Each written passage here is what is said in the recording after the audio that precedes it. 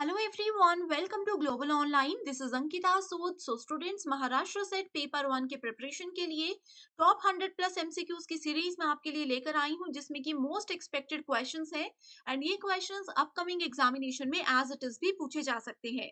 आज के सेशन की सबसे खास बात यह है कि इसमें हर एक क्वेश्चन के साथ मैं आपको स्मार्ट और शॉर्ट ट्रिक्स बताऊंगी, कुछ ऐसे कीवर्ड्स बताऊंगी जिससे कि बहुत इजीली आप लोग करेक्ट आंसर को आइडेंटिफाई कर सकते हो। तो आप सभी फाइनल रिवीजन के लिए इन क्वेश्चंस को जरूर अच्छे से देखिएगा। सेशन को स्टार्ट करने से पहले आपको बता देना चाहती हूँ कि इसी एग्जाम के फाइनल रिवीजन के लिए एक पीडीएफ भी हमने लॉन्च की है। इस पीडीएफ में आपको 2000 से भी ज्यादा एमसीक्यूज मिलते हैं। एग्जाम से पहले आप लोग 1 से 2 बार इन क्वेश्चंस को फटाफट से पढ़ लीजिए। As it is questions exam में आएंगे तो आपको बहुत मदद हो जाएगी। साथ ही ये क्वेश्चंस बिल्कुल अपडेटेड है। इसमें आपको करंट अफेयर्स मिलेंगे, short notes, previous year questions and most repeated questions की सीरीज भी यहाँ पर हम आपको देते हैं। तो स्क्रीन पर दिए गए किसी भी एक नंबर पर आप लोग व्हाट्सएप के थ्रू इजीली कांटेक्ट कर सकते हो एंड इसके लिए आपको सिर्फ एक ही बार फीस पे करनी है, वो भी सिर्फ 699। सो आज ही स्टूडेंट्स आप इसको ज्वाइन करके इस कम समय में भी महाराष्ट्र सेट एग्जामिनेशन को क्वालिफाई कर सकते हो। पहला क्वेश्चन है, which of the following hardware was used by the first generation computers. So आप लोगों को पता है कि कंप्यूटर में बहुत सारी जनरेशन हैं। जो पहली जनरेशन थी उसमें जो मेन कंपोनेंट था कंप्यूटर का वो कौन सा था, ये इस क्वेश्चन में पूछा गया है। Options, transistor, vacuum tubes, VLSI and integrated circuits. Video को पॉज कर लीजिए एंड अभी मैं इसका करेक्ट आंसर बता रही हूँ, that is vacuum tubes. Okay, so first generation में वैक्यूम ट्यूब्स को यूज किया जाता था, ये इसका मेजर इंपॉर्टेंट कंपोनेंट था। जैसे आज के समय पे सीपीयू यूज होता है ना, वैसे उस वक्त वैक्यूम ट्यूब्स था। अब यहाँ पर अपकमिंग एग्जामिनेशन में क्वेश्चन ये भी आ सकता है कि ट्रांजिस्टर्स कौन सी जनरेशन में यूज हुए थे, सेकंड में या थर्ड में। आईसी जिसको कि इंटीग्रेटेड सर्किट बोला जाता है, ये सेकंड या थर्ड कौन सी जनरेशन में यूज हुए थे। ये आप स्टूडेंट्स के लिए मैंने एक होमवर्क क्वेश्चन दे दिया, जिसका आंसर आप मुझे फटाफट कमेंट करके बताइए, उसके बाद ही अगले क्वेश्चन पे मूव कीजिएगा। Next question is, in the context of internet what is the full form of URL. So URL एक बेसिक टर्म होती है जो कि इंटरनेट से रिलेटेड होती है। आप लोग यहाँ पर देख सकते हो, ये आप लोग जब भी मोबाइल में इंटरनेट चलाते हो, गूगल पे कुछ सर्च करते हो, इस तरह का टर्म आपने जरूर वहां पर देखा होगा। उसको बोला जाता है यूआरएल। सो यूआरएल की फुल फॉर्म होती है यूनिफॉर्म रिसोर्स लोकेटर। यानी कि ये क्या होता है, कुछ भी चीज अगर हम लोगों को फाइंड आउट करनी है तो ये एक एड्रेस होता है जो कि यूनिकली उस चीज को आइडेंटिफाई करने में मदद करता है। So, इसी के साथ नेक्स्ट क्वेश्चन पर पढ़ते हैं। Next question is, match the following. Here we have two list, list 1 and list 2। www, Python, RAM and ROM. यहाँ पे 4 डिफरेंट चीजें दी है जिनमें से कि सिर्फ ये दो आपस में कनेक्टेड है, बाकी नहीं है। आपको बताना है कौन सी चीज किससे रिलेटेड है।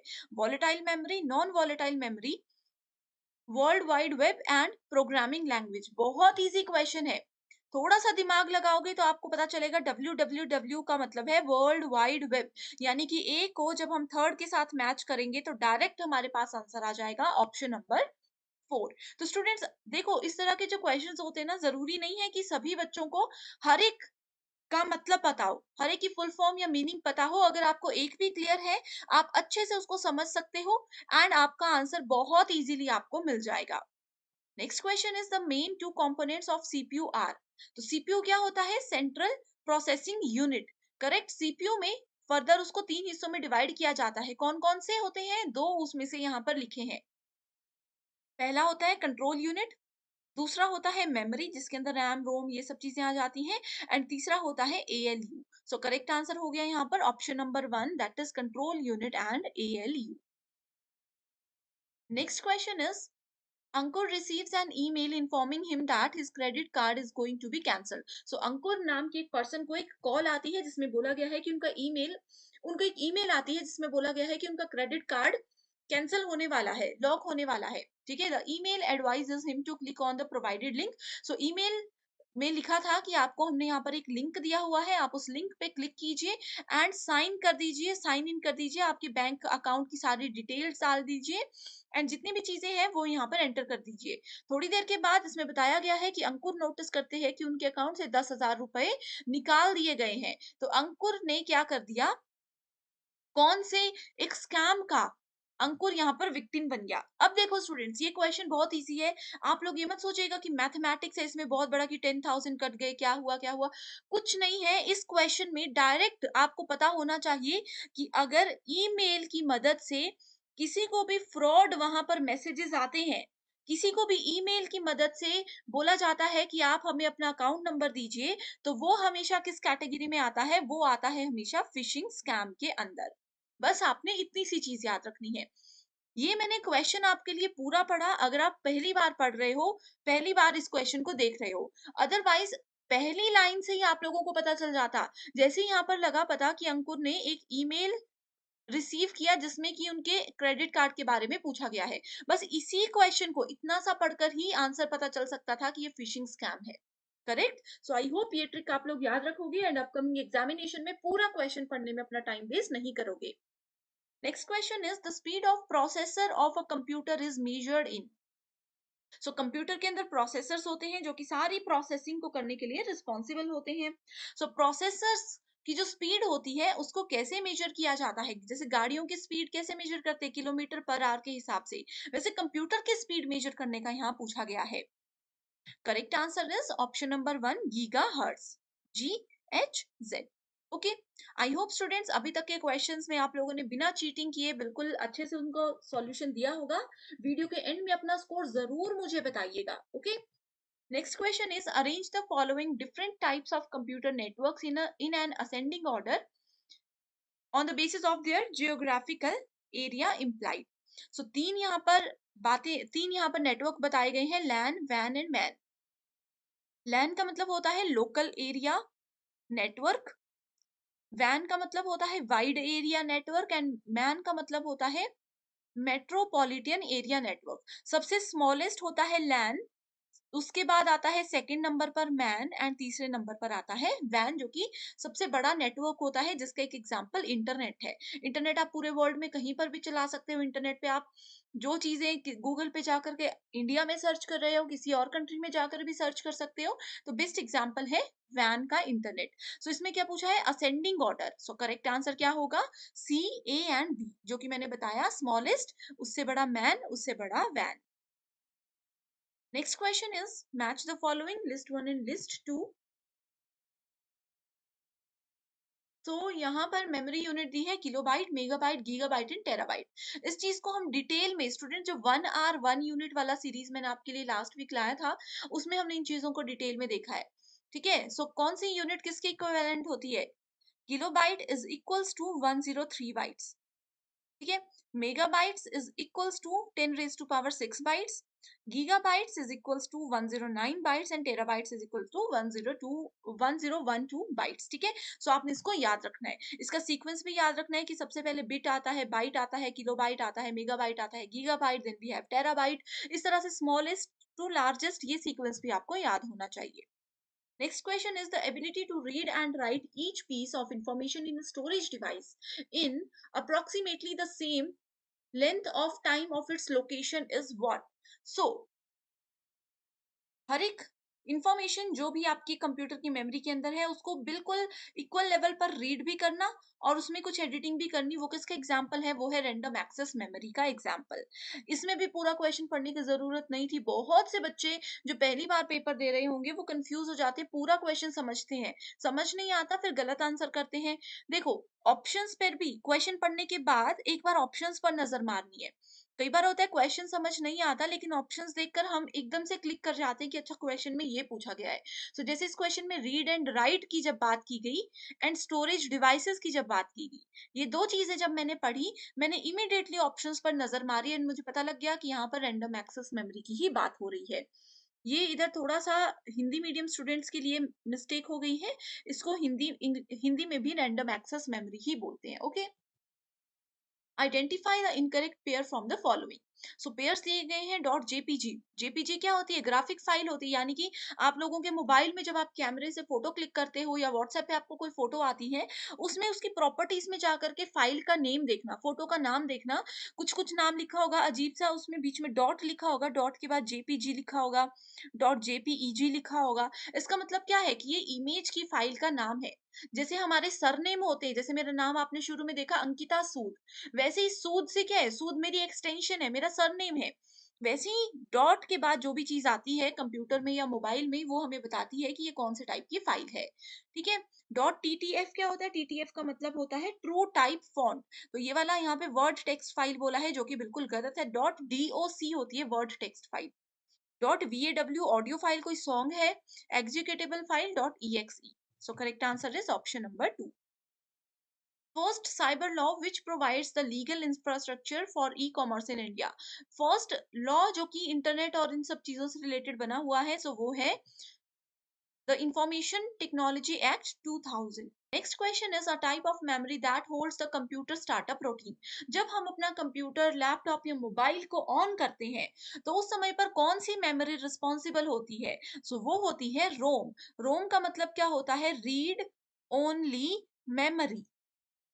इसमें क्या होता है? सिर्फ हम रीड कर सकते हैं, राइट नहीं कर सकते। तो ये बहुत बार क्वेश्चन एग्जाम में पूछा जाता है। Next is Python. पाइथन क्या है? अभी देखो, एक मैच द फॉलोइंग का थर्ड या सेकंड क्वेश्चन आया था, उसमें हमने देखा था पाइथन क्या है। पाइथन एक प्रोग्रामिंग लैंग्वेज है। ऑपरेटिंग सिस्टम क्या है? जैसे में हम बोलते हैं मेरे पास एंड्रॉइड फोन है, कई बोलते हैं हमारे पास विंडो फोन है। तो एंड्रॉइड क्या है? ऑपरेटिंग सिस्टम है। विंडोज क्या है? ऑपरेटिंग सिस्टम है। एप्लीकेशन प्रोग्राम जो भी एप्स हम यूज करते हैं। ठीक है। Next question is email stands for. Email का मतलब होता है electronic mail. Correct answer is option number 3। Basic questions है। Viruses which executes when computer start is. जब कंप्यूटर स्टार्ट होता है तो रिस्पॉन्सिबल होता है रोम। एंड जब कंप्यूटर स्टार्ट होता है, एक वायरस जो है वो ऑटोमेटिकली एक्टिवेट हो जाता है। अगर उस कंप्यूटर में थोड़ा सा भी वायरस आ गया हो और हम जब उसको अगली बार ऑन करेंगे, तो वो एग्जीक्यूट हो जाता है और फैलने लग जाता है हमारे कंप्यूटर में। उस वायरस का नाम क्या है? उसका नाम है boot sector. Boot sector. Boot sector एक टर्म हमेशा आपने याद रखनी कि कभी भी जो कंप्यूटर का ऑन होने वाला प्रोसेस होता है, आपने बटन स्विच ऑन किया, वहां से लेकर के कंप्यूटर की विंडो आने तक जो प्रोसेस होता है, उसको बूट सेक्टर, बूट प्रोसेस बोला जाता है। Which of the following are the objectives of malware. So malware क्या होता है? मालवेयर एक कंप्यूटर सॉफ्टवेयर होता है वायरस की तरह। वायरस तो आपने सुना होगा, उसी की तरह मालवेयर होता है, जिसमें कि हमारे कंप्यूटर या सिस्टम में आ जाता है, लेकिन हमें पता नहीं होता। अब ये आता कैसे है? ये इंटरनेट के थ्रू आता है। करेक्ट। सो मालवेयर के ऑब्जेक्टिव्स क्या है? Provide remote control for an attacker to use an infected machine. मेरे कंप्यूटर में मालवेयर आ गया, एंड जिसने भी मालवेयर डाला वो इंटरनेट से मेरा कंप्यूटर देख रहा है। अभी जैसे मैं आप लोगों को पढ़ा रही हूँ, जिसने भी मालवेयर मेरे कंप्यूटर में डाला है, वो देख रहे होंगे कि अच्छा इस समय अंकिता सूद क्या कर रही है। अब मैं अपनी किसी, मान लीजिए, फेसबुक आईडी पे लॉगिन करती हूँ, तो भी उनको पता चल जाता है कि अच्छा मेरी ये फेसबुक आईडी है, ये मेरा पासवर्ड है, उन्होंने देख लिया और वो उसकी मदद से फ्रॉड करना शुरू कर देंगे। करेक्ट। नेक्स्ट क्या है? Investigate the infected users local network. मेरा लोकल नेटवर्क है, उसको उससे इन्वेस्टिगेट करेंगे, पूरी जान पहचान रखेंगे कि मैं क्या क्या कर रही हूँ। और जो मेरा सेंसिटिव डेटा है, जैसे मेरे कंप्यूटर या मेरे मोबाइल में, मान लीजिए कि मैंने अपनी अकाउंट डिटेल्स रखी है या कुछ भी इस तरह की इंफॉर्मेशन रखी हुई है, जैसे मेरा मान लीजिए कि यूट्यूब का पासवर्ड है या इस तरह की चीजें हैं, उसको वो स्टील कर सकते हैं। तो क्या होता है? Malware. All of the above.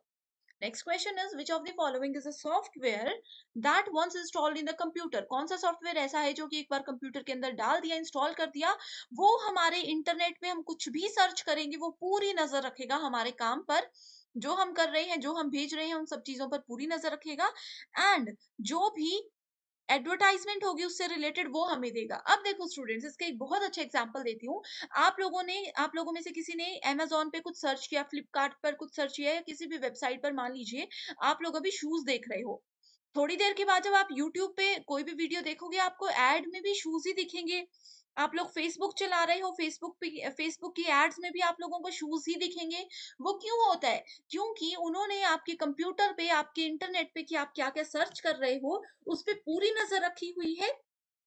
And उसी चीजों से रिलेटेड एडवर्टाइजमेंट आपको दिखाते रहेंगे। तो इस चीज को, इस सॉफ्टवेयर को क्या बोला जाता है? इसको बोला जाता है एडवेयर। एडवर्टाइजमेंट से एडवेयर आपने याद रखना है। आपने देखा होगा कुछ भी आप ऑनलाइन शॉपिंग के लिए सर्च कर रहे हो, उसकी सारी एड्स आपको फेसबुक और यूट्यूब और सब जगह पर नजर आती है। Next question is the number of character in 8 bit sky code. Sky का मतलब होता है American standard code for information interchange. कुछ याद नहीं रखना, एक इसकी फुल फॉर्म याद रखिए। स्काई की फुल फॉर्म, एक 8 बिट स्काई कोड जो होता है वो 256 के बराबर होता है। बिना सोचे समझे, बिना लॉजिक लगाए इसको आपने याद रखना है। The purpose of copying file to a CD. आप लोगों ने सीडीज देखी होंगी। सीडीज हम लोग बचपन में मतलब जब काफी समय पहले सीडीज यूज होती थी। अब एक सीडी लेकर आई मैं, ब्लैंक सीडी, उसके अंदर मैंने शॉपकीपर को बोल दिया कि हाँ इसके अंदर ना अच्छे से गाने डाल दो जो लेटेस्ट चल रहे हैं। तो उस चीज को क्या बोलते हैं? कॉपी पेस्ट करना नहीं बोलते, उस चीज को बोला जाता है बर्निंग। सीडी के अंदर कुछ भी डेटा एंटर करवाती हूँ, डिलीट करवाती हूँ, कुछ भी करवाती हूँ, उसको बर्निंग बोला जाता है। स्पेशली यहाँ पर कॉपी की बात की गई है। A type of memory that holds the computer startup routine. Repeated question है ROM. Next question is bit stands for. Bit क्या होता है? Bit is very important.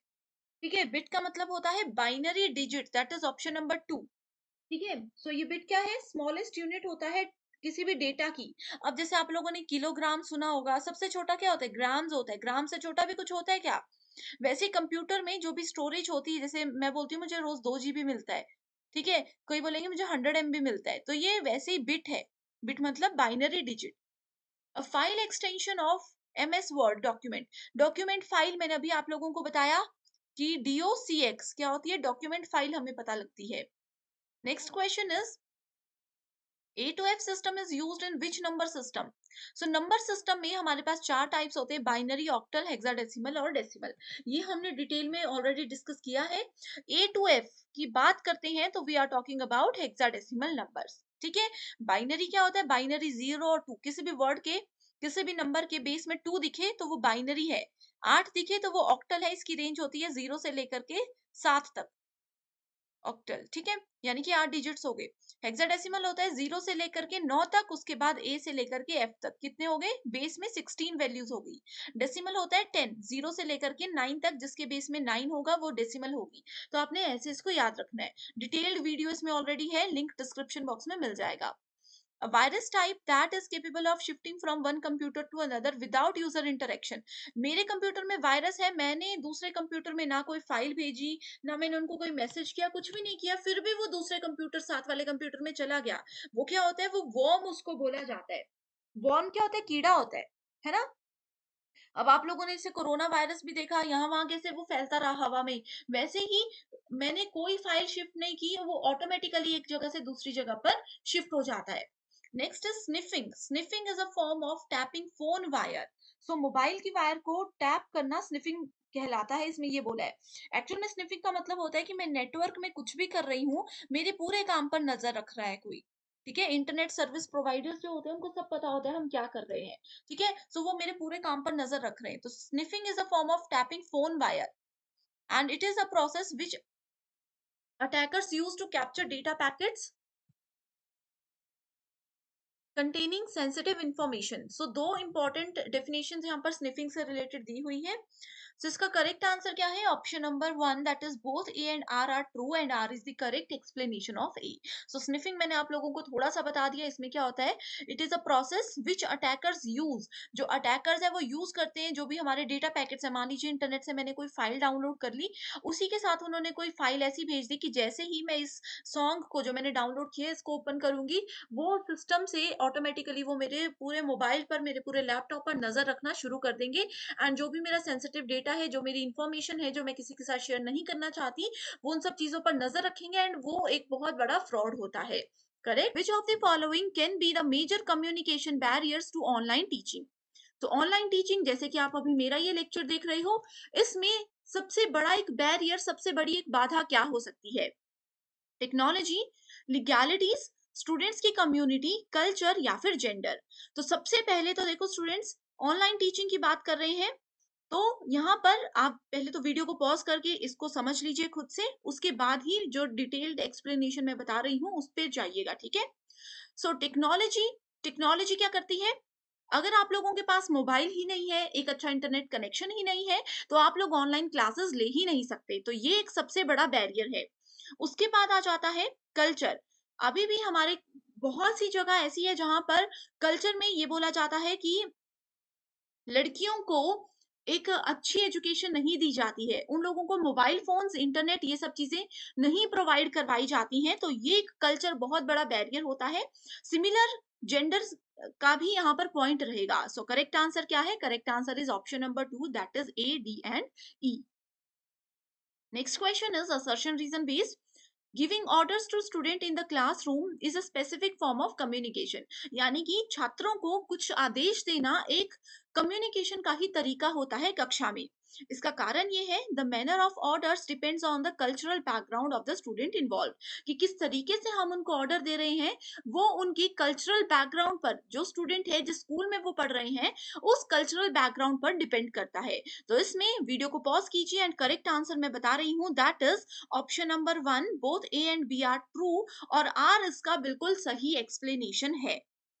ये क्यों है? क्योंकि देखो, कक्षा में स्टूडेंट्स को ऑर्डर देंगे तो इससे पता चलेगा कि कैसे किस तरीके से लोगों के साथ बात करनी है, एंड ये डिपेंड करता है हमारे बैकग्राउंड पर, हमारी लोकेशन पर, जहां पर हमारा क्लासरूम है, जिस कॉलेज यूनिवर्सिटी में हम लोग पढ़ रहे हैं। डायरेक्टली बढ़ते हैं अपने अगले क्वेश्चन की ओर। ये भी असर्शन रीजन बेस्ड क्वेश्चन है। इसमें पूछा गया है, universality of communication makes education vital and vibrant, यानी कि संचार की सार्वभौमिकता शिक्षा को जीवंत और भी ज्यादा जीवंत बना करके रखती है, उसको स्प्रेड करती है ऑल ओवर द एरिया में। इसका कारण ये बताया गया है, semiotic narration does not lend itself credence to make it an efficient mode of teaching, यानी कि लाक्षणिक वर्णन इसे शिक्षण का एक कुशल तरीका बनाने के लिए खुद को विश्वसनीय नहीं बनाता है। बहुत ही सिंपल क्वेश्चन है, बहुत ही बेसिक डेफिनेशंस है। करेक्ट आंसर क्या है? That is option number 3, statement A. Assertion बिल्कुल सही है, लेकिन आर इसका कारण बिल्कुल ही गलत स्टेटमेंट है। ओके क्योंकि देखो, जो भी संचार में सार्वभौमिकता होती है, यानी कि सभी लोगों को जो एक साथ शिक्षा प्रोवाइड करवाई जाती है यूनिवर्सिटी लेवल पर, वो वाइटल और वाइब्रेंट होती है। इससे स्टूडेंट अपने करिकुलम के अलावा बहुत सी चीजें और भी सीखते हैं। नेक्स्ट क्वेश्चन है मैच द फॉलोइंग से रिलेटेड, जिसमें कि एक तरफ टाइप्स ऑफ कम्युनिकेशन दिया है, दूसरी तरफ उनके डिस्क्रिप्शन दी है। हिंदी मीडियम स्टूडेंट्स भी यहाँ पर डिटेल में देख सकते हैं। पहला है डायडिक कम्युनिकेशन, ये एक प्रीवियस ईयर क्वेश्चन है जो कि एग्जाम में बहुत बार पूछा जा चुका है। दूसरा है public communication, organisational communication and mass communication.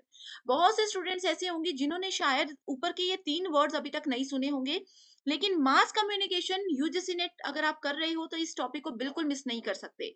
Mass communication क्या होता है? वीडियो को पॉज करके पहले आंसर नोट कीजिए, फिर एक्सप्लेनेशन पे जाइएगा। मास कम्युनिकेशन होता है जहां पर एक पर्सन बहुत सारी ऑडियंस को, एक लार्ज नंबर ऑफ ऑडियंस को एक साथ कोई इंफॉर्मेशन प्रोवाइड कराते हैं, जैसे कि न्यूज चैनल, जैसे कि रेडियो एफएम, जैसे कि कोई भाषण देते हैं। ठीक है, तो ये आता है मास कम्युनिकेशन। सो मास कम्युनिकेशन से डायरेक्टली आप इसका आंसर आइडेंटिफाई कर सकते थे कि क्या है, messages flow through a network of interdependent relationship. ठीक है, एंड बाकी के भी आप यहाँ पर मैच करके देख सकते हो। Next question is communication stimuli used to convey the messages are known as. So संदेश संप्रेषित करने के लिए, संदेश भेजने के लिए, स्टिमुलाई का मतलब है कम्युनिकेशन करने के लिए, मैसेज भेजने के लिए कौन सी चीज का सबसे ज्यादा संचार में उत्तेजनाओं का होना जरूरी होता है? तो वो होता है कोड्स का होना जरूरी। बहुत डायरेक्ट डेफिनेशन है, बहुत बेसिक क्वेश्चन है। Again, assertion reason based question we have. In group discussion, some participants enter the fray with big chips on their students. Group discussion में बहुत सारे लोग होते हैं, सबको बोलने का पूरा अधिकार होता है। रीजन क्या है? There are antagonist people who are calm and listed. So calm and listed, ठीक है। सो बहुत से लोग ऐसे होते हैं जो कि वहां पर के विरोधी लोग होते हैं, जो कि क्लैम और सूचीबद्ध हैं।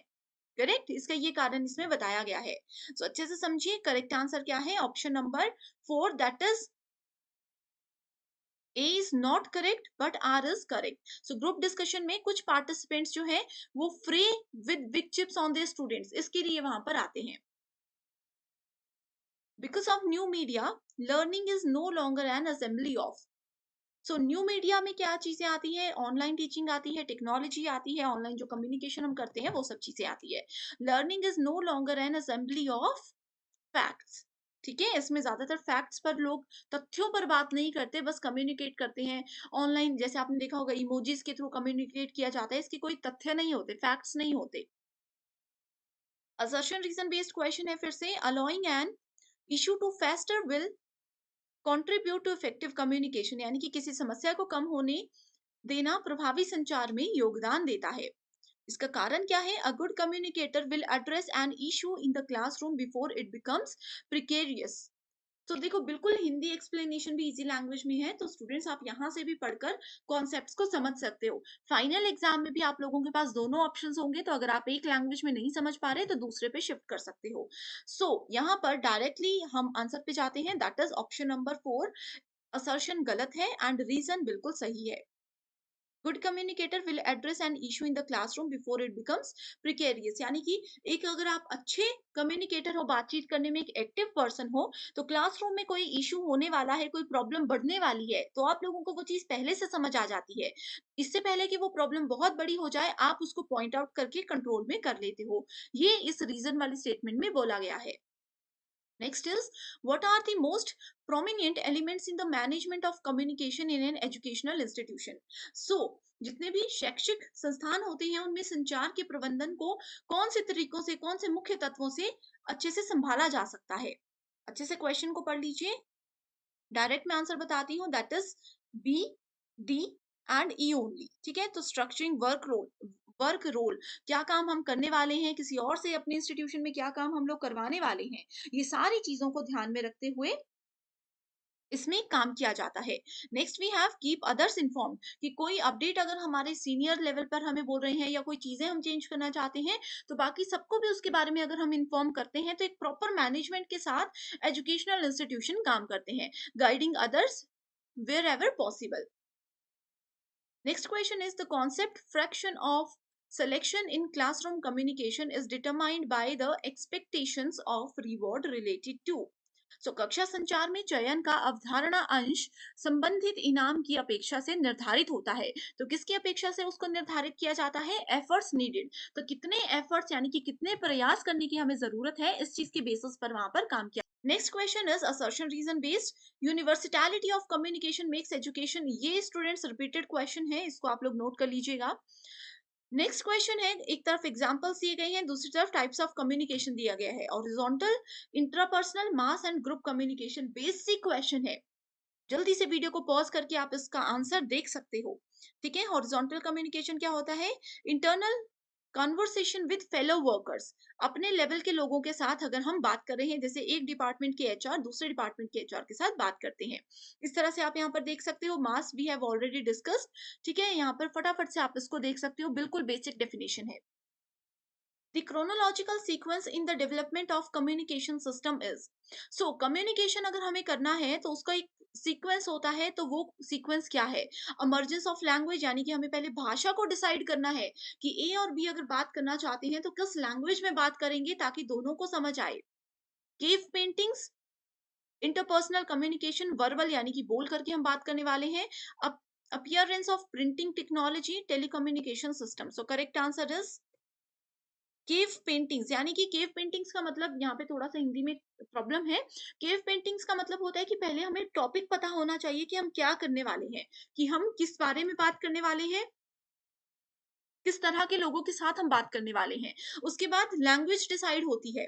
इस तरह से ये प्रॉपर सीक्वेंस को हम फॉलो करते हैं। Next question is, the positive impact of communication depends on, तो अगर संचार को हम अच्छा बनाना चाहते हैं तो उसके सकारात्मक प्रभाव क्या हो सकते हैं? तो ये हो सकते हैं प्लानिंग। सबसे पहले अगर हम प्लान करके बातचीत करेंगे तो कभी भी ऐसा नहीं होगा कि हमारी कम्युनिकेशन वेस्ट चली गई, हमने कुछ फालतू बात कर दी। दूसरा है मीडिया सिलेक्शन, यानी कि किस तरीके से हम बात करने वाले हैं, किसी पर्सन के साथ सामने बैठ के बात करेंगे, किसी के साथ मोबाइल फोन पे बात करेंगे, या फिर ऑनलाइन उसको वॉइस मैसेज भेज देंगे, किस तरीके से बात करेंगे। यूज ऑफ लैंग्वेज, यानी कि कौन सी भाषा का प्रयोग हम बातचीत करने में करने वाले हैं। अगर ये तीनों चीजों को आप अच्छे से सेलेक्ट करके किसी के साथ बातचीत करते हो तो आपका कम्युनिकेशन बहुत ही ज्यादा इफेक्टिव माना जाता है। Which of the following factors are important in communication? So संचार में किन चीजों को इंपॉर्टेंट माना जाता है? स्लैंग, यानी कि किस टोन में, किस तरीके से आप बोल रहे हो। कैनिकल एटीट्यूड, यानी कि आपका एटीट्यूड क्या है। कई बार होता है हम बेसिक सी चीजें बोलते हैं लेकिन हमारे बोलने का तरीका ऐसा होता है कि सामने वाला उसको गलत वे में लेकर के चला जाता है। नेक्स्ट इज फ्रेमिंग, कि किस लेवल तक कौन सी बात हमें किसी को बतानी है, कई बार होता है ना, थोड़ी सी बात बतानी होती है लेकिन हम बहुत ज्यादा खुल जाते हैं किसी के सामने, जो नहीं बताना होता वो भी बता देते हैं। वो फ्रेमिंग आता है। प्राइमिंग मतलब कितनी बात को कितने लेवल तक खींचना है, कितना बताना है। इमीडिएसी मतलब तत्कालता, कितनी जल्दी कितने पॉइंट्स को हमें यहाँ पर प्रेजेंट करना है। तो एक कम्युनिकेशन को अच्छा बनाने के लिए कौन सी चीजें इंपॉर्टेंट है? सी, डी एंड ई। ठीक है, अगर हमारी टोन खराब है, हमारे बोलने का तरीका गलत है, तो वो नॉर्मल सी बात में भी लड़ाई बढ़ सकती है। ठीक है, सो इसीलिए ऑप्शन ए और बी को हमने कैंसिल कर दिया है। Next question, types of communication and examples दिए गए हैं। सो बाकी तीन अगर नहीं पता, क्योंकि थोड़ी सी यूनिक लैंग्वेजेस है, यूनिक वर्ड्स हैं, सो आपको नॉन वर्बल पता होगा, जिसमें हम शब्दों का प्रयोग नहीं करते, सिर्फ इशारों से बातें करते हैं। वो इशारे मुंह से भी हो सकते हैं, हाथों से भी हो सकते हैं, बॉडी लैंग्वेज से भी हो सकते हैं। सो इस अकॉर्डिंग करेक्ट आंसर क्या है? करेक्ट आंसर डी के हिसाब से आप देख सकते हो, ट्रैफिक सिग्नल लाइट। ये क्या है? नॉन वर्बल है। ट्रैफिक सिग्नल में कुछ बोला नहीं जाता, सिर्फ रेड लाइट आती है, हम समझ जाते हैं कि हमें रुकने के लिए बोला जा रहा है। अगर आपका ये ऑप्शन अगर आपको आता होता, तो देखो आप इजीली करेक्ट आंसर को आइडेंटिफाई कर सकते थे। तो स्टूडेंट्स, यूजीसी नेट में यही तरीका है। कई बार बहुत सी टर्म्स ऐसी आती है जो हमने नहीं सुनी, लेकिन एक टर्म ऐसी होती है जो हमें पता होता है, जो कि बेसिक होती है, एंड उसी के बेसिस पे आप क्या कर सकते हो? करेक्ट आंसर को ढूंढ सकते हो। Next is, in communication interpretation of the message depends on. अब देखो स्टूडेंट्स, इस क्वेश्चन में जो मैंने आपको ट्रिक्स बताई, अगर आपको ये हेल्पफुल लगी है एंड आप चाहते हो कि इस सीरीज को मैं कंटिन्यू रखूं, एंड इसी तरह से स्मार्ट एंड शॉर्ट ट्रिक्स पे अलग से भी एक वीडियो लेकर आऊं, तो आप मुझे कमेंट जरूर कर सकते हो।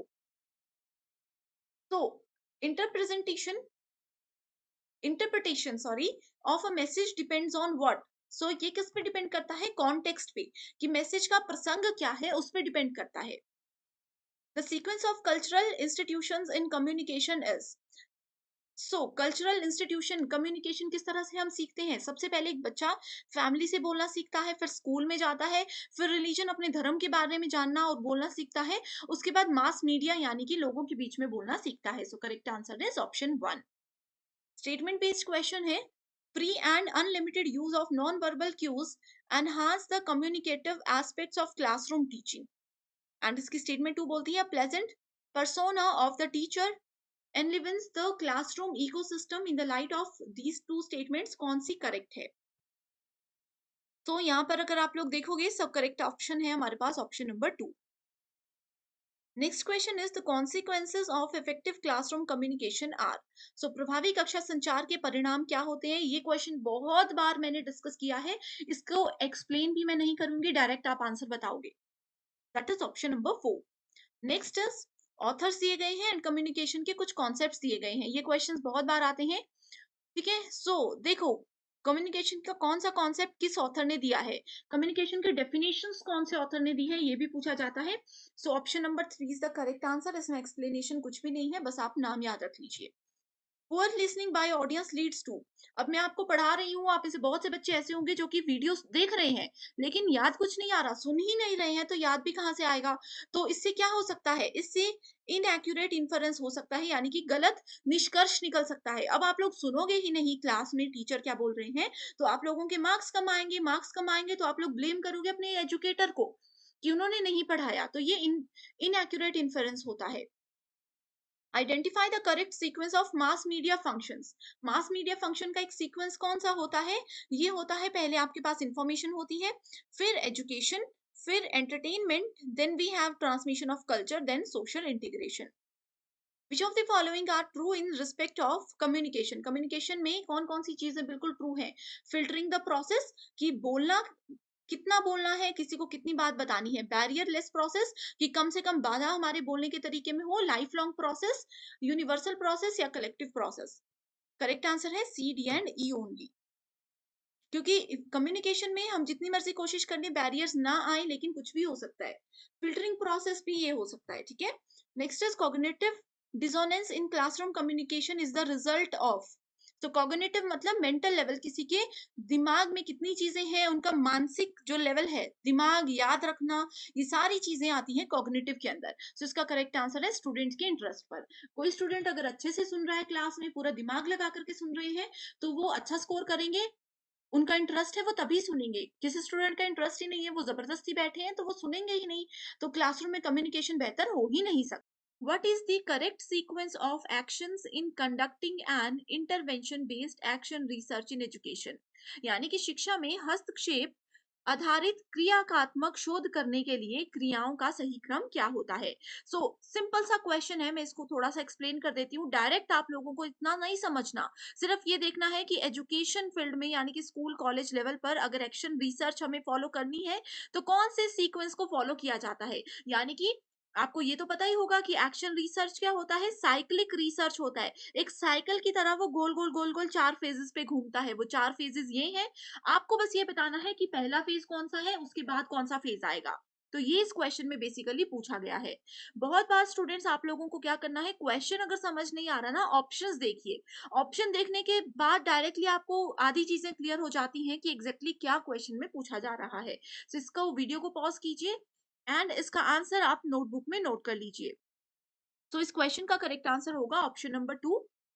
Next question is which of the following purposes demands action research? So again action research पर बेस्ड क्वेश्चन है। सो कौन से एक्शन रिसर्च का क्या उद्देश्य होता है, क्या उसके मेजर डिमांड होती है? Developing a theory, writing a thesis, solving a classroom problem या फिर टेस्टिंग अ थ्योरी। तो एक्शन रिसर्च बेसिकली फोकस करता है, वीडियो को पॉज कर दीजिए, ये फोकस करता है सॉल्विंग अ क्लासरूम प्रॉब्लम। अब देखो क्यों होता है, जैसे कि प्रीवियस क्वेश्चन में भी हमने ये चीज देखी थी।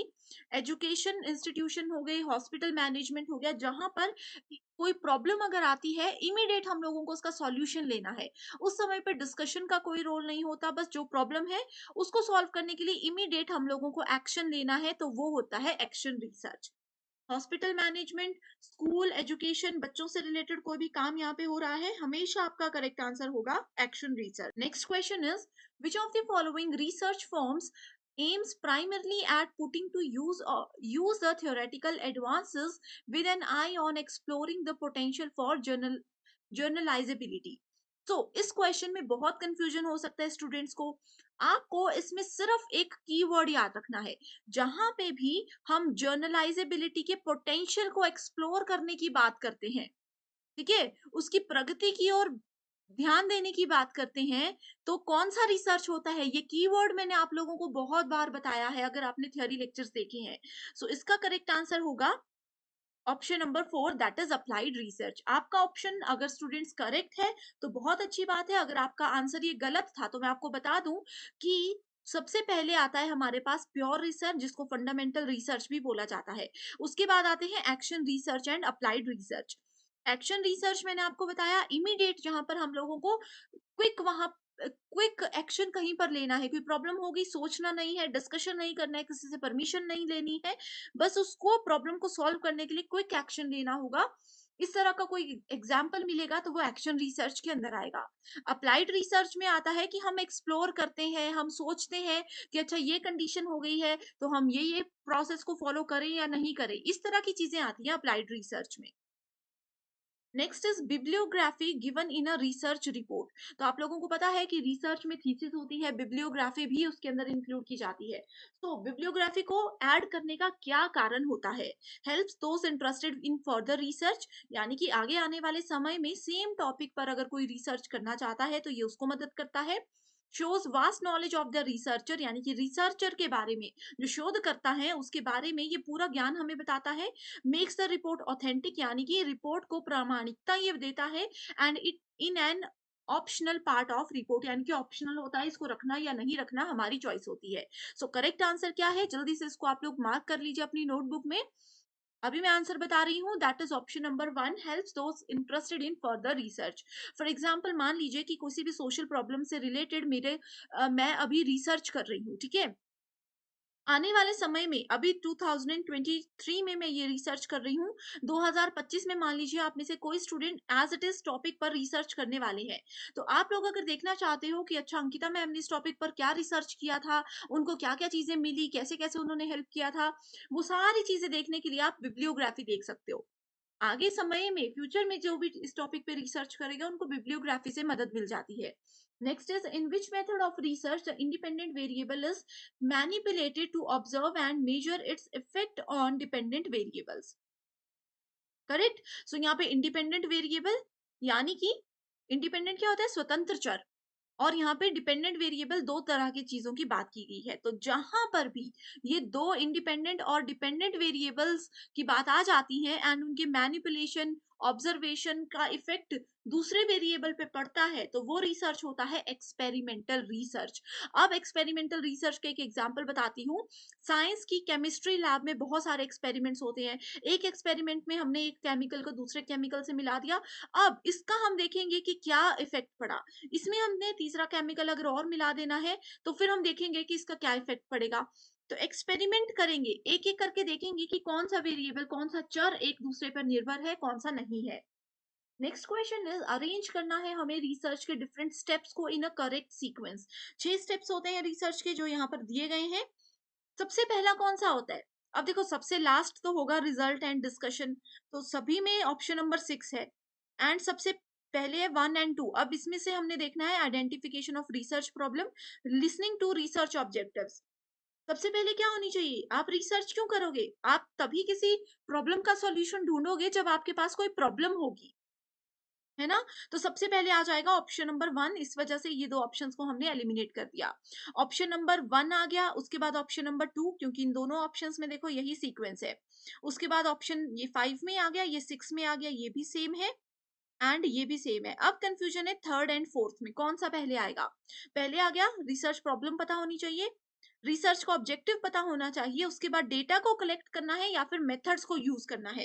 इन दोनों में आप अच्छे से समझ लीजिए और इसका करेक्ट आंसर है ऑप्शन नंबर 2, दैट इज पहले हम लोगों को मेथड देखना है। रिसर्च के बहुत सारे मेथड्स होते हैं जो कि ऑलरेडी मैं डिटेल में आप लोगों के साथ बहुत बार डिस्कस कर चुकी हूँ। उन मेथड्स में देखेंगे कौन सा रिसर्च का मेथड यहाँ पे यूज होगा। उस मेथड को ध्यान में रखते हुए फिर हम क्या करेंगे, डेटा को कलेक्ट करने के लिए शुरू हो जाएंगे। ठीक है, अगर स्टूडेंट्स आपने इस तरह के टॉपिक डिटेल में अभी तक नहीं देखे हैं तो आप मुझे कमेंट कर दीजिए, मैं वहां पर आपके साथ लिंक्स शेयर कर दूंगी। Next question is in which of the following there is considerable scope for violation of research ethics. Research ethics का मतलब होता है नैतिकताएं। अब रिसर्च की नैतिकताओं का उल्लंघन करना यानी कि वियोलेशन करने का क्या यहाँ पे पॉइंट है, ये पूछा गया है। Problem formulation, data interpretation, hypothesis making, reporting of research result या फिर using research tools prepared by others. So अगर इनमें से कौन सा स्टेप हम फॉलो करेंगे और हमें काउंट कर दिया जाएगा कि हमने रिसर्च की नैतिकताओं का उल्लंघन किया है, तो सबसे पहला तो इसमें आ जाएगा किसी दूसरे के रिसर्च टूल्स को यूज करना। ठीक है, सो ई ऑप्शन तो इसमें आना ही आना था, करेक्ट। उसके बाद आ गया D, reporting of research results, यानी कि अपने जो भी रिसर्च के रिजल्ट्स आए उसमें हमने बदलाव कर दिए। मान लीजिए मेरा रिजल्ट आया था 8.9, मैंने क्या कर दिया, उसको 9.0 कर दिया। ये थोड़ा सा चेंज है बट रिसर्च में हमने यहाँ पे बेईमानी कर दी, ये रिसर्च की नैतिकताओं के खिलाफ होता है। एंड नेक्स्ट है यहाँ पर option number B, data interpretation, यानी कि डेटा की व्याख्या करना। Next question, in which of the following formats research abstract is a must? तो रिसर्च एब्स्ट्रैक्ट किसमें जरूरी होता है? रिसर्च के आर्टिकल में, सेमिनार पेपर में, थीसिस में या फिर रिसर्च सिनॉप्सिस में। तो स्टूडेंट ये जो बेसिक टर्म्स है ना, article, synopsis, seminar, thesis, bibliography, अगर आप लोगों को पता है कि ये सब टर्म्स क्या होती है, आपको इसमें कोई कंफ्यूजन नहीं है, तो आप बहुत अच्छा स्कोर कर सकते हो। लेकिन अगर आप में से किसी भी स्टूडेंट को इन सभी टर्म्स में कंफ्यूजन है, इनका मीनिंग ही नहीं पता, जो कि एग्जाम के लिए बहुत इंपॉर्टेंट है, तो भी आप मुझे कमेंट कर दीजिए कि बेसिक टर्म्स पे एक वीडियो बनाएं, ताकि मैं जल्दी से जल्दी इन टर्म्स पर आपके लिए वीडियो लाऊं और अपकमिंग एग्जामिनेशन में आपको मदद मिल जाए।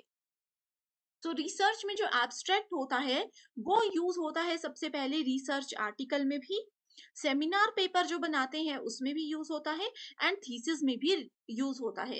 रिसर्च के साइनॉप्सिस या सिनॉप्सिस, जिसको कि सारांश बोला जाता है, इसमें एब्स्ट्रैक्ट को यूज नहीं किया जाता। इसमें सिर्फ यही होता है कि पूरे रिसर्च में हमने क्या किया उसका एक निचोड़ कम शब्दों में बताया जाता है रिसर्च सिनॉप्सिस में।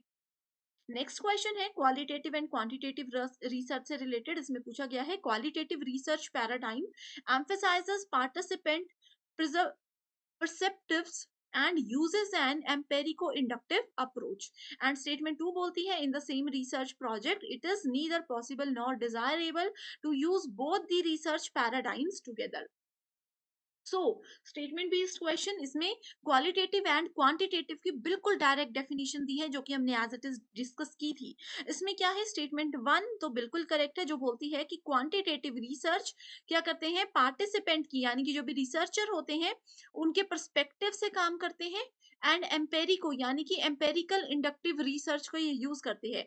एम्पेरिको या एम्पेरिकल वर्ड जहां पर भी आपको नजर आता है, अनुभव जन्य, इसका मतलब होता है कि हम यहाँ पे ऑब्जर्वेशन और अपने एक्सपीरियंस के साथ काम कर रहे हैं। ठीक है, तो ये स्टेटमेंट करेक्ट है and statement two is incorrect. Next question is what is the usual sequence of steps in the scientific method. So scientific method के स्टेप्स यहाँ पर दिए गए हैं, 5 स्टेप्स गिवन है, आपको बताना है सबसे पहले कौन सा स्टेप आएगा। इसको अच्छे से देखिए, वीडियो को पॉज कीजिए एंड इसका करेक्ट आंसर मैं बता रही हूँ, दैट इज ऑप्शन नंबर 2। सबसे पहले felt need which is creating the problem, तो प्रॉब्लम क्यों हुई, क्या प्रॉब्लम है, ये आपको पता होना चाहिए। उसके बाद आता है identifying difficulty and problem statement formulation, कि ये प्रॉब्लम है, क्या ये बहुत बड़ी प्रॉब्लम है या छोटी सी प्रॉब्लम है। अगर एक्चुअल में लोगों को ये लगता है बड़ी प्रॉब्लम है तो ही हम इस पे रिसर्च करेंगे। अगर ये छोटी मोटी प्रॉब्लम है जिस पे किसी का ध्यान भी नहीं जाता तो उस चीज पे रिसर्च नहीं होगी। तो उस चीज को आइडेंटिफाई करना बहुत जरूरी है, उसको पहचानना बहुत जरूरी है। तीसरा आ जाएगा hypothesis making bye identifying the variables. हाँ, यानी कि जो भी वेरिएबल्स हमने देखे उनके उनको ध्यान में रखते हुए परिकल्पना करना। उसके बाद आ जाता है collection of data using appropriate research tools. ठीक है, किस तरह से कौन से मेथड को यूज करके डेटा को कलेक्ट करना है जो रिसर्च के सॉल्यूशन तक जाने में मदद करेगा, उसको कलेक्ट करना। Then data analysis and interpretation, ये मोस्ट प्रोबेबली लास्ट में ही ऑप्शन आता है। Next question is given below are two statements action research is cyclic. देखो फर्स्ट क्वेश्चन में मैंने बताया कि एक्शन रिसर्च साइक्लिक होता है, 4 फेजेस हैं, ये साइकिल की तरह बस यही नहीं 4 फेजेस पे गोल गोल गोल गोल घूमता है। Plan, act, observe, reflect. देखो सेम क्वेश्चन स्टूडेंट्स, अगर आपने पहला क्वेश्चन अच्छे से सुना था तो आप लोगों को ये क्वेश्चन बिल्कुल आप सही करते जो कि 2021 में पूछा गया है। इसीलिए मैं कहती हूँ हर एक क्वेश्चन को अच्छे से समझिए, क्योंकि एनटीए के पास कोई नया सिलेबस नहीं आता हर साल, वही क्वेश्चंस को घुमा करके पूछा जाता है। ठीक है, दूसरा यहाँ पे purpose of action research is to develop a theory to explain casual relationship among variables.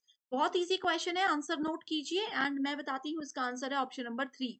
ये स्टेटमेंट बिल्कुल इनकरेक्ट है, क्योंकि एक्शन रिसर्च इमीडिएट एक्शन लेता है। उस समय पे अगर हम थ्योरी बनाने लग गए, डॉक्यूमेंट्स रेडी करने लग गए, किसी से परमिशन मांगने लग गए तो कुछ नहीं होगा, तो एक्शन रिसर्च का कोई मतलब ही नहीं है। ठीक है, एंड इसमें ये साइक्लिक प्रोसेस को फॉलो करता है जो कि बिल्कुल करेक्ट स्टेटमेंट है।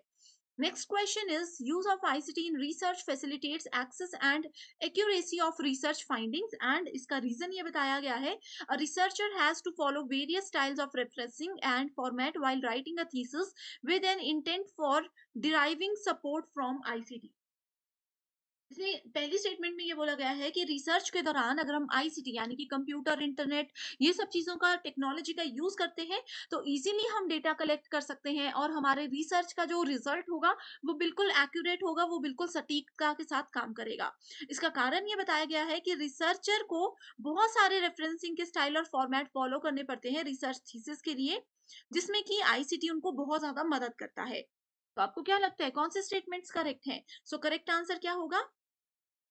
ये तो बिल्कुल करेक्ट है कि कंप्यूटर से अगर हम मदद करते हैं रिसर्च में तो इजीली काम हो जाएगा, सटीकता से काम होगा, लेकिन इसका कारण बिल्कुल स्टेटमेंट गलत है। Next question is which of the following research is intervention based, cyclic in nature and improvement focused. कौन सी साइक्लिक होती है? देखो एक ही वर्ड से आपको करेक्ट आंसर आ जाएगा, एक्शन रिसर्च। कुछ नहीं पढ़ना, ये छोटे छोटे से कीवर्ड्स हैं जो कि मैं आपको इस कंप्लीट सेशन में बता रही हूँ। देखो स्टूडेंट्स, इससे पहले मैंने आप लोगों के लिए 1 यूनिट 1 आवर वाला सेशन भी लाया।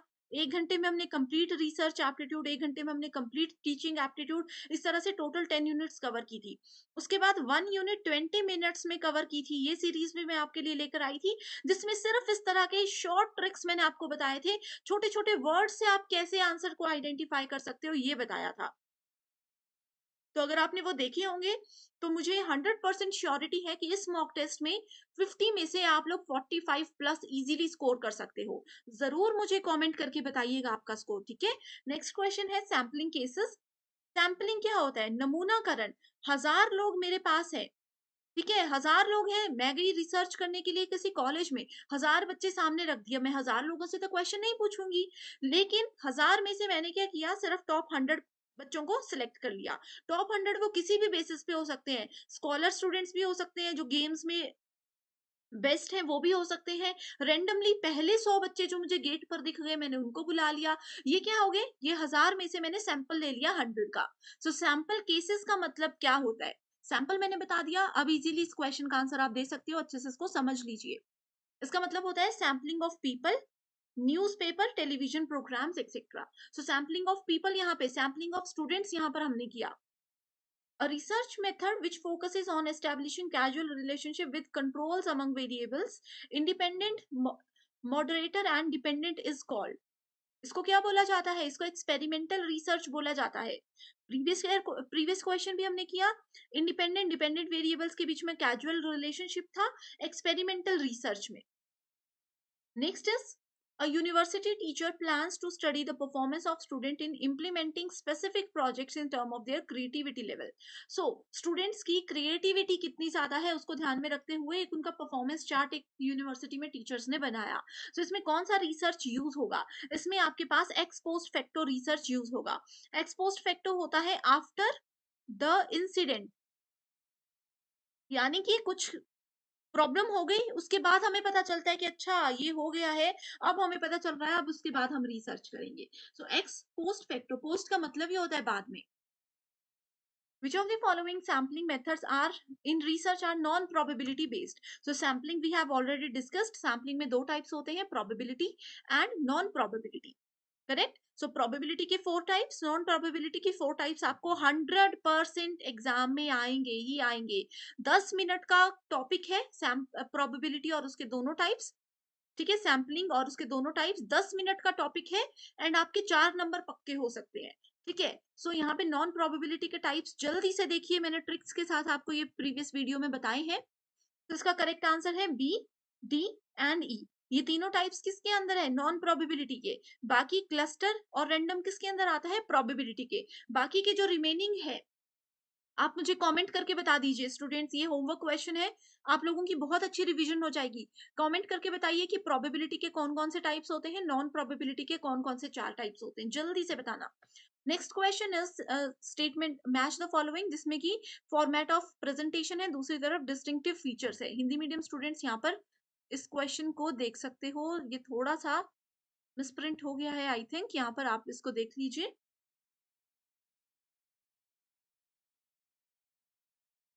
सो यहाँ पर ये देख सकते हो, ठीक है, thesis, dissertation, research paper, workshop, seminar, जैसे कि मैंने बताया ये छोटी छोटी टर्म्स हैं जो कि बहुत कंफ्यूजन क्रिएट करती हैं, तो इस पे एक सेपरेट वीडियो चाहिए तो बता दीजिए। सो थीसिस एंड डिसर्टेशन, इस ये क्या होता है, एक सिस्टमैटिक प्रिस्क्राइब्ड फॉर्मेट होता है जो कि एक यूनिवर्सिटी आपको बताती है रिसर्च के दौरान। रिसर्च पेपर क्या होता है, रिसर्च पेपर एक प्रेजेंटेशन होते हैं, जो भी आपने रिसर्च किया उसका समरी, उसको एक फटाफट से संक्षिप्त में बताया जाता है कि पूरे रिसर्च में हमने ये किया। ठीक है, वर्कशॉप क्या होता है, वर्कशॉप एक target oriented group based reflection होता है, इसमें एक ग्रुप डिस्कशन हम बोल सकते हैं, सभी लोगों को कलेक्ट किया जाता है और उनको सिखाया जाता है इसमें काम। सेमिनार क्या होता है, seminar is a reflective deliberations based on specific theme, कोई टॉपिक पर आप लोगों को इधर नॉलेज शेयर किया जाता है सेमिनार्स में। नेक्स्ट क्वेश्चन है, when a research problem is related to heterogeneous यानी कि different type of population, the most suitable sampling, बहुत तरह के लोग हैं हमारे पास, मेल भी है फीमेल भी है, जिसमें छोटे बच्चे भी हैं, बड़े बच्चे भी हैं, बुजुर्ग भी हैं, सब लोग हैं। तो इस तरह के अगर लोग आपके सामने हैं तो आपको सैम्पलिंग करनी है। ठीक है, तो कौन सा सैम्पलिंग मेथड बेस्ट होता है, तो उसके लिए स्ट्रेटिफाइड सैम्पलिंग बेस्ट होता है। स्ट्रेटिफाइड को याद रखना है स्ट्राटा से, स्ट्राटा का मतलब होता है ग्रुप। ठीक है, अलग अलग टाइप के ग्रुप है, जैसे मेल फीमेल, आगे भी उनको एज में डिवाइड किया जाएगा। Next question is, which of the following is not true about E journals, E journal के हिसाब से कौन सा ट्रू नहीं है। देखो ये भी एक बेसिक टर्म है, इसको ई पत्रिका बोला जाता है। जल्दी से इसको पढ़ लीजिए क्वेश्चन को एंड आंसर नोट कर लीजिए अपने पास। करेक्ट आंसर है they are always free of cost. ठीक है, सो ई जर्नल्स क्या होते हैं, ऑलवेज फ्री ऑफ कॉस्ट होते हैं, ये स्टेटमेंट ट्रू नहीं है, ये बिल्कुल गलत है। बाकी की स्टेटमेंट्स बिल्कुल सही है, बेसिक डेफिनेशन है ये इसकी। when academicians are called to deliver lectures or presentation to an audience on certain topic or set of topic of educational nature, देखो किसी भी शिक्षावादी को अगर कोई टॉपिक दे दिया जाता है एंड बोला जाता है कि बहुत से बच्चे हैं आपके सामने, उनको आपने इस टॉपिक पर जो है समझाना है, तो उसको क्या बोला जाता है? उसको बोला जाता है सेमिनार। आपके कॉलेज में भी आपने देखा होगा सेमिनार्स बहुत होते हैं, ठीक है? सो ये छोटे-छोटे डिफरेंसेस है जो कि इंपॉर्टेंट है, मैं बार-बार इस चीज पर फोकस कर रही हूँ। Next is the written format of a research work is known as, so research work का जो रिटन फॉर्मेट होता है उसको रिसर्च रिपोर्ट बोला जाता है।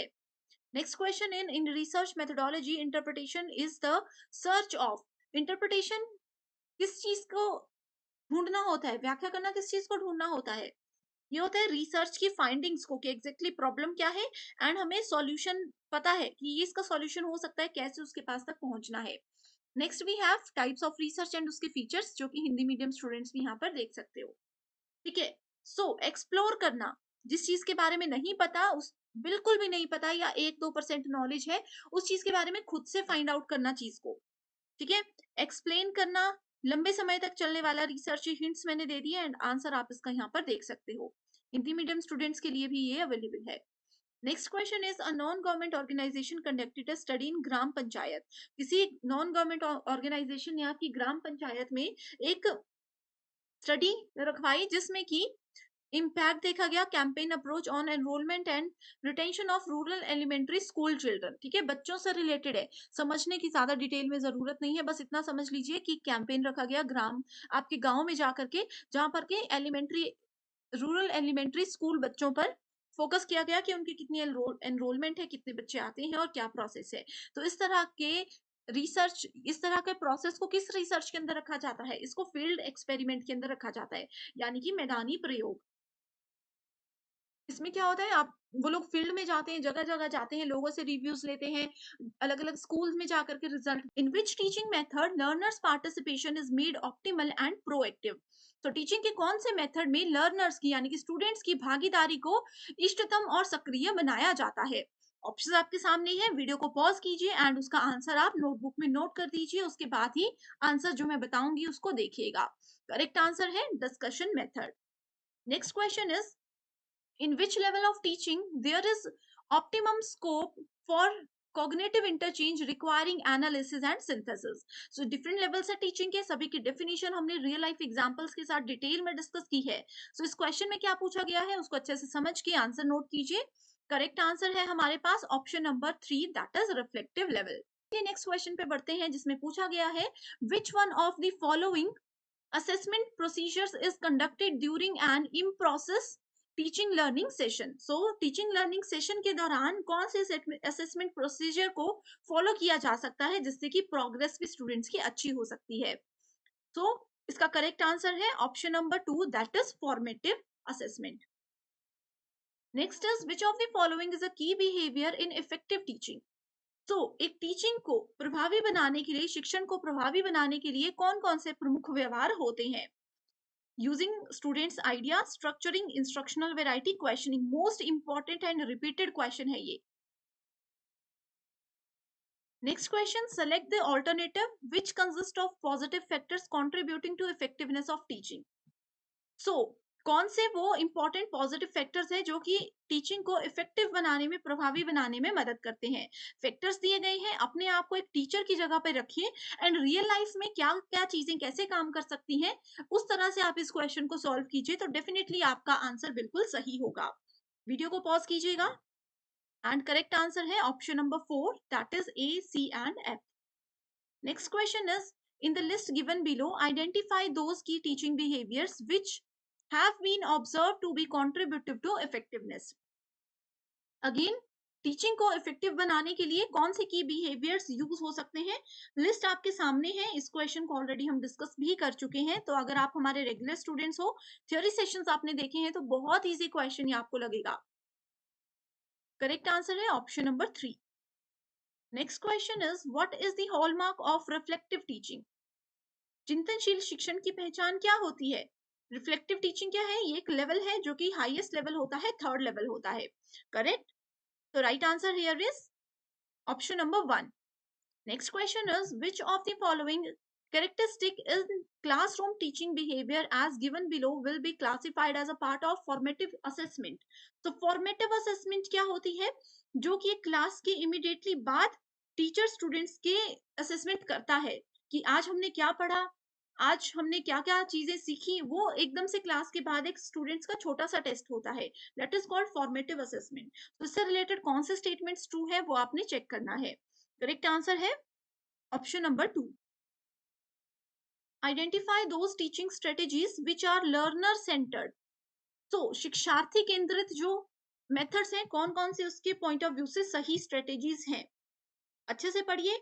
इंग्लिश में थोड़ी प्रॉब्लम है तो हिंदी में पढ़ सकते हो, हिंदी में समझने में प्रॉब्लम है तो इंग्लिश में पढ़ सकते हो। बहुत सिंपल क्वेश्चंस हैं। Correct answer is option number 3। Next question, identify from the following list of competencies of teaching those which are related to personality and attitude।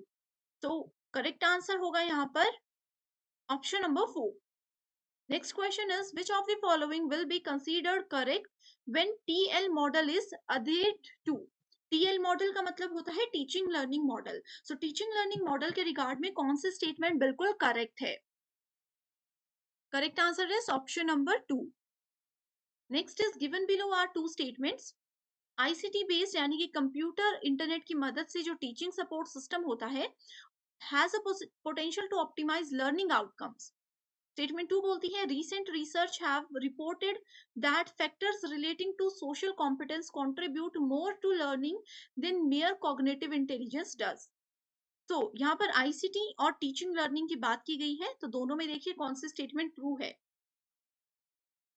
Correct answer is option number 1। Next question is given below are two statements, one is labeled as assertion, another is a reason। assertion में बोला गया है new media enhance the opportunities to expand the learning environment unheard of before। Reason बताता है learners can design their own learning process, यानी कि students अपने सीखने का तरीका खुद से डिजाइन कर सकते हैं न्यू मीडिया के अकॉर्डिंग। तो दोनों स्टेटमेंट्स को चेक कीजिए, क्या ये आपस में लिंक है उसको चेक कीजिए, देन आंसर आप लोग ऑप्शंस में से सेलेक्ट कर सकते हो। तो करेक्ट आंसर है ऑप्शन नंबर 1। चीटिंग बिल्कुल भी मत कीजिएगा, जो भी आपका आंसर होगा, जो भी आपका फाइनल स्कोर होगा वही आपने हमारे साथ शेयर करना है कमेंट करके। कोई डाउट है या आप चाहते हो कि थोड़ा सा मैं और इन क्वेश्चंस को एक्सप्लेन करूं तो मुझे कमेंट कीजिएगा, नेक्स्ट सेशन में हम इस चीज को ध्यान में रखेंगे। While reporting the result of assessment, a college teacher makes use of percentile ranks in place of score obtained by his or her students। What kind of evaluation will it be called? तो एक report में teacher ने students को क्या किया, assess किया and score की जगह परसेंटाइल में वहां पे मार्क्स दिए। तो ये कौन से तरह का इवैल्यूएशन है। बहुत इजी क्वेश्चन है। रियल लाइफ एग्जांपल्स को लेकर के थोड़ा सा कंफ्यूज करने की कोशिश की गई है, लेकिन अगर आपको ये 4 टाइप के इवैल्यूएशन की बेसिक डेफिनेशन पता है तो आप इजीली इस क्वेश्चन को सॉल्व कर सकते हो। तो ये है नॉर्म रेफरेंस इसका answer. Next question, programmed instructional material uses active responding and immediate feedback as important principles of learning। Statement 2 says Skinner's reinforcement principle is the basis for the preparation of linear type of programmed instructional material। So इन दोनों में से कौन सी statement correct है। अच्छे से इसको समझिए, बिल्कुल बेसिक डेफिनेशन है स्किनर्स के डेफिनेशन के according. Correct answer is option number 1। Next is which of the following describe understanding level of teaching। Systematic, step by step presentation to promote retention of facts presented। And बाकी के options भी आप पढ़ सकते हो। यहाँ पे अंडरस्टैंडिंग लेवल, देखो स्टूडेंट्स क्वेश्चंस में स्टेटमेंट थोड़ी सी कंफ्यूजन हो सकती है आप लोगों को मे बी, लेकिन अगर आपको ये बेसिक डेफिनेशन पता है अंडरस्टैंडिंग लेवल की तो आप बहुत इजीली इसको सॉल्व कर सकते हो। एंड अगर आपने हमारे प्रीवियस सारे 1 आवर वाले सेशन देखे हैं तो आपके लिए ये क्वेश्चन बहुत ईजी है। तो करेक्ट आंसर है option number 4। Which of the following educational objectives are considered to be higher level in effective domain of taxonomic scheme? So correct answer है option number 3। Next is statement based question, in a classroom every teacher has to perform the gatekeeping function। Statement 2, every teacher in any higher educational institution should act as the moral custodian of students both inside and outside it। So correct answer is option number 1। Next question, which of the following constitutes the ability or can do component for describing the competence of a teacher। Options are given here, basic competence पूछे गए हैं teaching के यहाँ पे। Correct answer is option number 1. Next is, in which level of teaching the activities of structuring, guiding and closing supervising the students behavior predominate? It कौन से level पर ये होता है? देखो सबकी डेफिनेशन पता है तो क्वेश्चन को उसके साथ रिलेट कीजिए। करेक्ट आंसर होगा option number 4. When reflective level teaching and learning are successful, students emerge with. Correct answer is option number 2. A model of teaching is a description of. Model of teaching किसका वर्णन है? Correct answer is option number 2. Next question statement based है. Maximum performance tests are designed to assess the upper limits of the examinee's knowledge and abilities. Statement 2. Typical response tests are designed to measure the behavior and characteristic of examinees. Correct answer is option number 1. Reflective level teaching is different from memory level teaching. दोनों levels की definition को relate कीजिएगा, because the pattern of communication that is involve in reflective level is basically what. So reflective level में कौन से communication के pattern को use किया जाता है? बेसिक क्वेश्चन है. Correct answer here is option number 4, that is transactional. Given below are 2 statements. The use of ICT यानी कि computer internet in organizing teaching learning program in the universities has the potential to optimize learning outcomes. Statement 2 says formative assessment provides support to enhancing the quality of teaching learning sessions. Correct answer is option number 1.